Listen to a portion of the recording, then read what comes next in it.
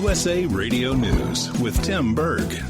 Deputy Attorney General Jeff Rosen held a news conference at the Justice Department on Friday to provide an update on the implementation of a bipartisan criminal justice reform measure President Trump signed into law last December called the First Step Act. Rosen says, starting today, at prisons around the country, nearly 3,100 inmates are being released from BOP custody due to the increase in good time credits applied to reduce their sentences under the First Step Act. White House senior advisor Ivanka Trump is taking a tour of a job retraining center in Iowa. The president's first daughter joins a roundtable discussion on how to prepare Americans for jobs of the future. So this is a great climate, a great opportunity, but it brings to bear a unique challenge, which is the fact that people need skilled workers. This is USA Radio News. President Trump has announced that he will nominate Gene Scalia to take over as Secretary of Labor. USA Radio Network's John Clemens reports. The 55-year-old Washington attorney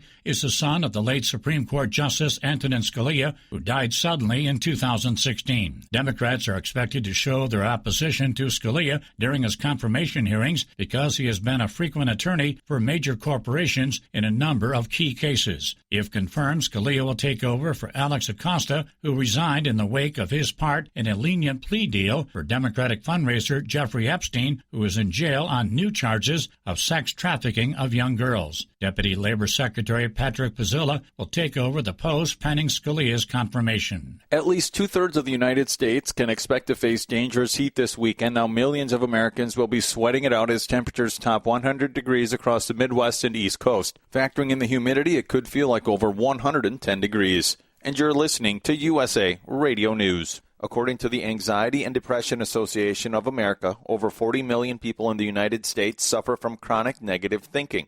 But what can we do to change that? Well, I had a chance to catch up with John Gordon. He's author of a new book titled The Coffee Bean, a simple lesson to create positive change. And one of the things I asked him was what we can do to create that positive environment when we're out with our friends or even at our workplace.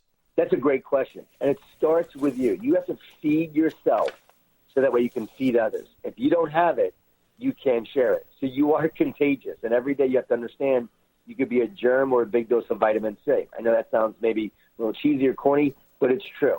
And so every day when you're with your friends, when you're with your team, bring that positive energy to them, and then try to create the dialogue with the team. Hey, how can we be a more positive team? How can we overcome this adversity that we're facing and be stronger together? And start asking your team some questions. Hey, how connected are we as a team? Can we become more connected? What can we do to be more connected? And you get them to participate.